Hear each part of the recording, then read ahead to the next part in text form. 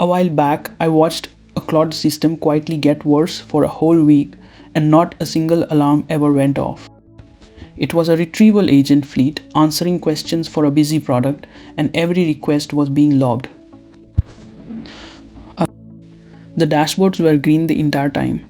Latency looked normal, error rates were flat, nothing was on fire.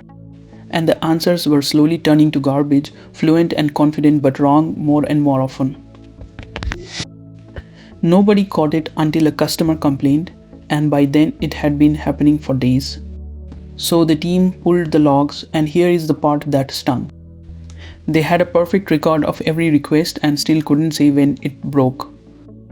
Because nobody had ever recorded how good the retrieval was or how long each stage took.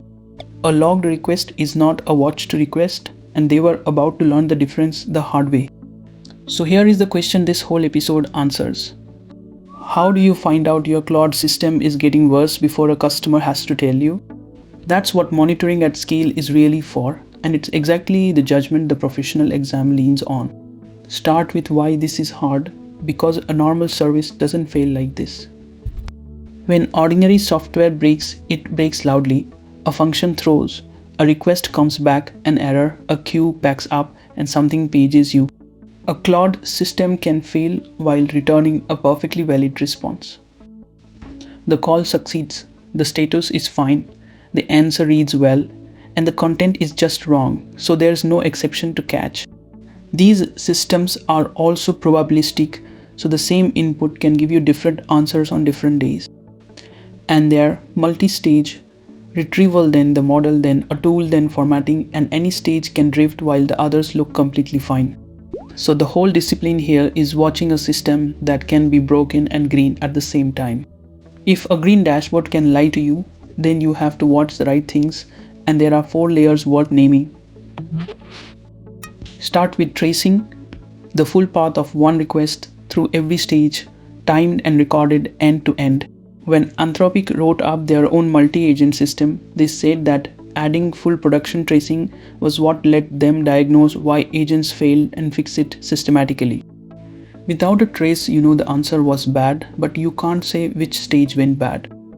Next, per stage metrics, where for every stage you record both how long it took and how good its output was. Retrieval gets a relevance score, the model gets a quality signal, each tool gets a success rate and a latency. This is the exact layer the team in my story never built, which is precisely why they were blind.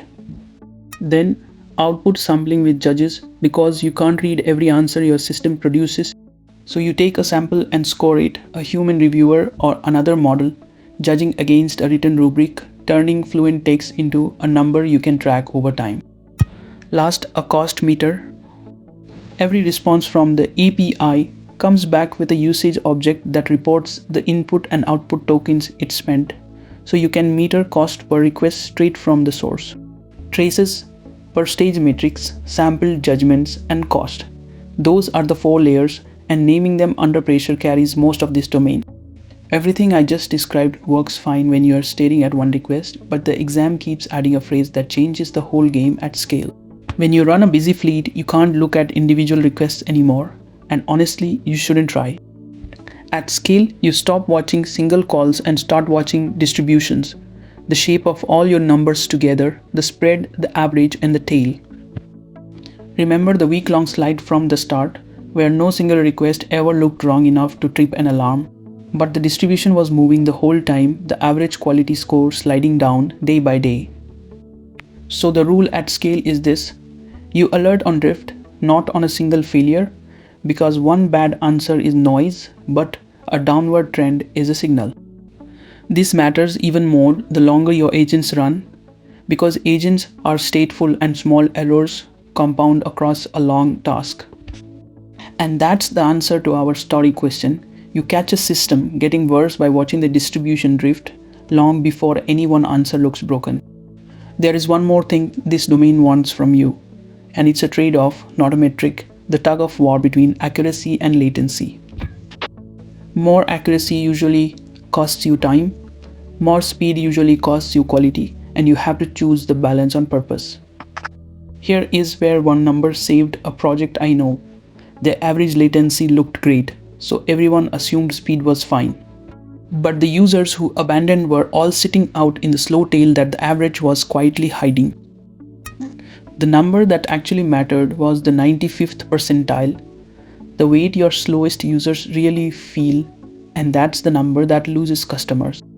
So watch the tail, not the average. Once you can see the trade-off, you have real levers. The first is to send simple traffic to a faster model and save the most capable one for the genuinely hard cases. You can also stream the response, sending the text back piece by piece as it's generated. So the user starts reading almost right away, even when the full answer takes a moment.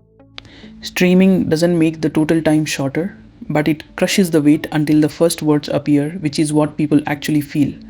And for work that doesn't need an instant answer, you can move it off the real-time path entirely and run it as an asynchronous batch. Each of those is a defensible knob, and defensible is the word that matters for this exam. Because the last part of this domain is how you defend the setting you chose to a stakeholder. When they ask you to promise a number, you never promise the system will be right every single time, because a probabilistic system can't guarantee determinism. Instead, you promise a measured rate, a response time budget, and what happens when either one is missed. So you say we hold this accuracy on our eval set, and we hold this 95th percentile latency, and here's the escalation path for when we don't. That, backed by the layers we just built, is a defended architecture, and the exam loves to ask which configuration you'd stand behind. Let's put this to work on some questions in the style the exam uses, and these are our own, not real exam items. A support ticket classifier running on Claude has started drawing quiet complaints that its answers are slipping, but no single response looks obviously wrong. The team already logs every request in full, and their infrastructure dashboards for CPU memory and error rates are all green. They want to catch quality drift from here on, so which move addresses the problem? Option A, turn up logging so every request captures even more raw detail. Option B, upgrade to the most capable model to raise answer quality across the board. Option C, sample a fraction of outputs, score them against a rubric or a judge, and alert when the aggregate score drifts. Option D, add a compliance sign-off, where a manager reviews the weekly log summary. A is eval blindness, more raw logs but still no measurement of answer quality, and they already proved logging alone doesn't catch this. B is scale, not strategy. A bigger model might help or might not, but with no measurement you'd never actually know. D is compliance theater, a sign-off ritual that produces a checkmark but never measures quality.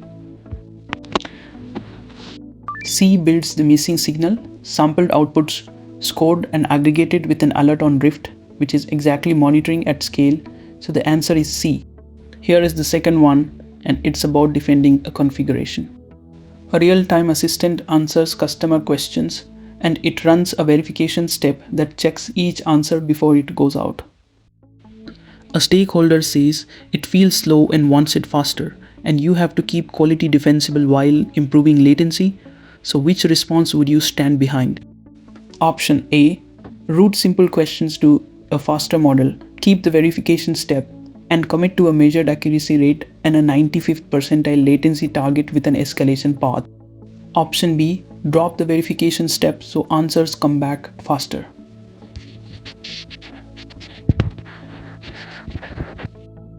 Option C, add a human reviewer on every single response to guarantee correctness. Option D, lower the max tokens and raise the temperature so the model responds quicker. B is eval blindness. You'd hit the latency target by deleting the one thing that was catching bad answers. C is gold plating.